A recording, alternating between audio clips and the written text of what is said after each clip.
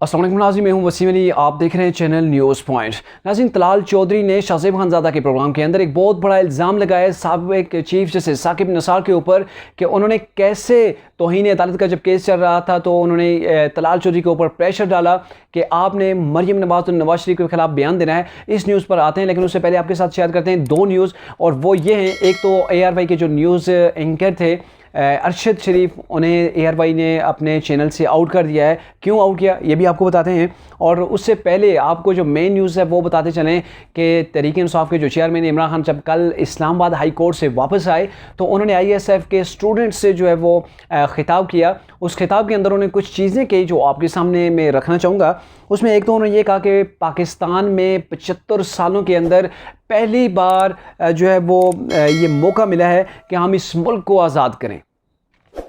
यानी कि इससे पहले मुल्क ये आज़ाद हुआ ही नहीं है पिछले 75 सालों के अंदर। और फिर इवन के 2018 में इमरान खान साहब की गवर्नमेंट बनी, तब भी इमरान खान साहब ने जो है वो मुल्क को आज़ाद नहीं करवा पाए, और अब ये उम्मीद दिला रहे हैं कि मैंने पॉइंट 2018 के अंदर जो है ना वो मुल्क आज़ाद नहीं करवा सका, ना ही 2014 के धरने के अंदर मुल्क आज़ाद करवा सका। अब ये भी पता नहीं है कि इससे मुल्क आज़ाद करवाना है, कौन सी चाहिए आज़ादी जो इमरान खान को चाहिए, जो अभी तक 75 सालों के अंदर नहीं मिली। और ये कह रहे हैं जी मैंने 2018 में भी मतलब मुल्क जो है वो आज़ाद नहीं करवाया और अब जाके ये आज़ाद करवाएंगे। और इसी के हवाले से जो है ना ये जो है वो आजकल हर जगह हकीकी आज़ादी, हकीकी आज़ादी। अब समझ किसी को नहीं आ रही ये आज़ादी है क्या, किससे आज़ादी मांगी जाएगी, किससे आज़ादी जो है वो छीनी जाएगी, कुछ समझ नहीं आ रही इस बात की। अच्छा, फिर उन्हें एक और चीज़ कही जी कि सितंबर के अंदर आप जब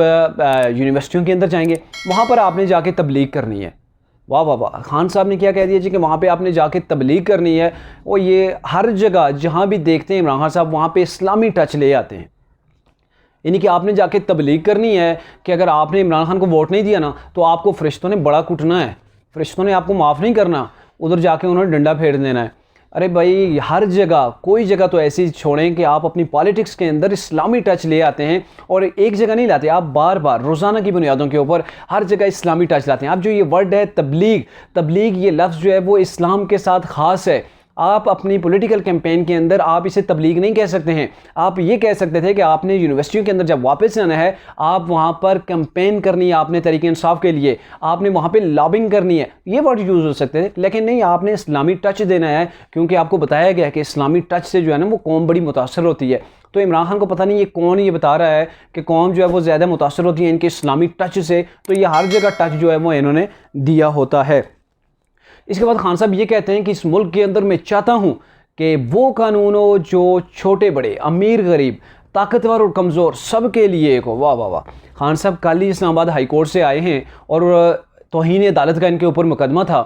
और उसके अंदर इन्हें शोकाज नोटिस भी जारी हो चुका था, और एक बार पहले भी ये जो है ना वो ये तौहीन अदालत कर चुके हैं, वहाँ पर इन्होंने माफ़ी मांग ली थी। जबकि साबिक माजी के अंदर जितने भी साबका जो लोगों को तौहीन अदालत हुई है ना तो उन्हें मौका भी नहीं दिया गया, उन्हें फौरी तौर पर बिना जो है वो वार्निंग के उन्हें जो है वो सज़ा दी गई है। कल इमरान खान साहब को वार्निंग दी गई है, पहले शोकाज नोटिस जारी किया गया, और कल उन्होंने जो जवाब दिया है तो कोर्ट ने कहा नहीं नहीं नहीं, जाएँ दोबारा तसल्ली के साथ लिख कर लाएँ,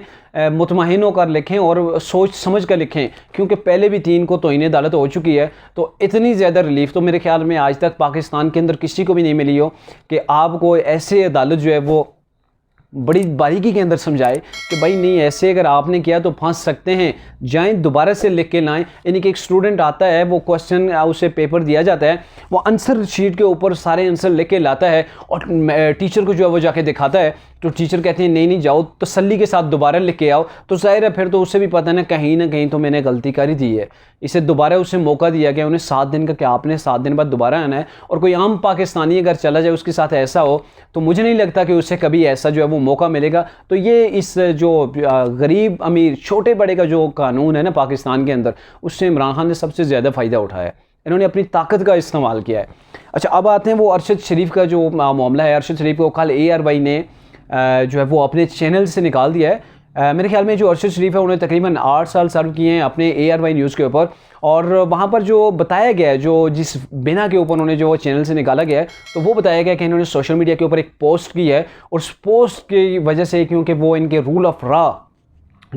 लॉ है ARY का, उसकी उन्होंने खिलाफ वर्जी की है, जिसकी बेस के ऊपर इन्हें जो है वो इस ARY चैनल से निकाला जा रहा है। जहाँ तक ये जो चीज़ है, जो वजह बताई जा रही है, मुझे इसके ऊपर बड़ा डाउट हो रहा है। पता है क्यों? क्योंकि ये पहले भी होता रहा है कि जो चैनल बंद हो जाए ना, कुछ अर्सा के लिए, जब कुछ हफ्तों के लिए बंद होता है, तो फिर कुछ एंकर्स को निकाला जाता है, जिनकी वजह से निकाला जाता है, या फिर कहीं ना कहीं उन्हें पॉइंट आउट किया जाता है कि ये फलां बंदे जो हैं, इनकी डीलिंग ठीक नहीं है। ये जाके एंकर पर्सन जब बैठते हैं तो फिर इनकी जो साइड कहीं ले लेते हैं, या कोई ना कोई प्रॉब्लम्स होती है। तो मतलब वो सारी जो चीज़ें आप समझ भी रहे हैं कि किस बिना के ऊपर फिर उन्हें निकाला जाता है। तो ये उन्हें निकाल के जो है ना, वो अपने चैनल को साफ़ करने की कोशिश की जाती है, क्योंकि जब चैनल के ऊपर जब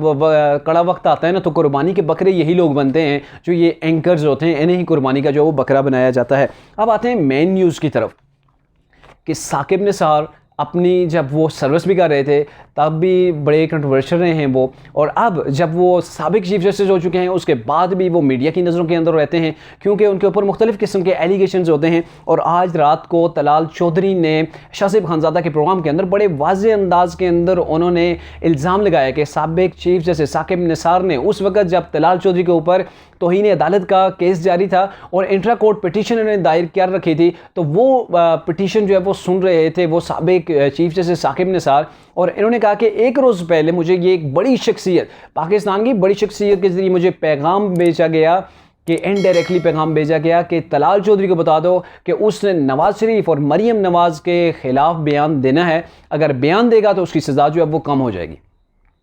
और जब दूसरे रोज़ यही तलाल चौधरी कहते हैं कि मैंने कोर्ट के अंदर गया तो वहाँ पर जो साफ़ी भी थे वो भी मौजूद थे जो कवर करते हैं कोर्ट्स को, और वहाँ पे उन्होंने मुझे ये कहा, मेरे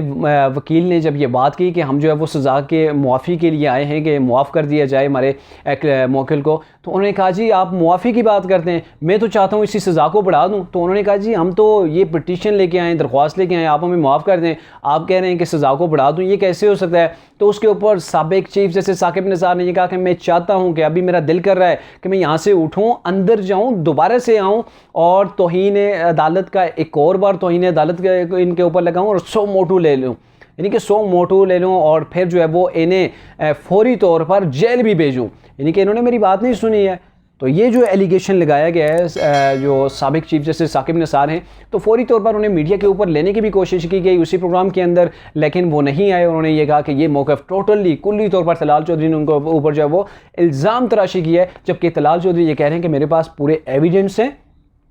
मेरे पास वो मोबाइल रिकॉर्ड भी मौजूद है, और वो जो शख्सियत है वो भी इस चीज़ के ऊपर बयान देगी अगर कमीशन बिठाया जाता है। आज मुझे कोई फ़ायदा नहीं है कि मैं अभी अगर इल्ज़ाम लगा रहा हूँ तो इससे मुझे कोई फ़ायदा नहीं है, क्योंकि मुझे 4.25 साल या 4 साल या 4.5 साल हो चुके हैं, मुझे तो ही नहीं अदालत लगे हुए। अब चूँकि मैं नेक्स्ट इलेक्शन भी लड़ सकता हूँ, और ये अभी मुझे ये चीज़ लगाने का कोई फ़ायदा नहीं है। लेकिन हक़ाइक़ यही है कि अगर आज भी इलेक्शन मतलब कोई कमीशन बिठाया जाता है तो उसके अंदर मैं प्रूव कर सकूँगा कि साकिब निसार ने मुझे ये पैगाम भेजे थे कि आपने मरीम नवाज़ शरीफ के खिलाफ ये बयान देना है, और हमें उसी चीज़ की मुकम्मल जो है वो सज़ा भी दी गई कि क्यों नहीं आपने मरीम नवाज़ और नवाज़ शरीफ के खिलाफ जो वो बयानात दिए। तो ये वो चीज़ थी, वो चेहरा था साकिब निसार का, जिसके ऊपर जो है वो मुख्तलिफ़ किस्म के जो है इल्ज़ामात लग रहे हैं। अब देखते हैं कि क्या इस इल्ज़ामात की बेस को जो है वो उठाया जाता है कि साकिब निसार ने ऐसा क्यों किया, या फिर कोई कमीशन बनता है। तो इसके वाले से जब कोई कमीशन बनेगा तभी ये डिटेल सामने आ पाएंगी कि असल हक़ाइक़ क्या थे।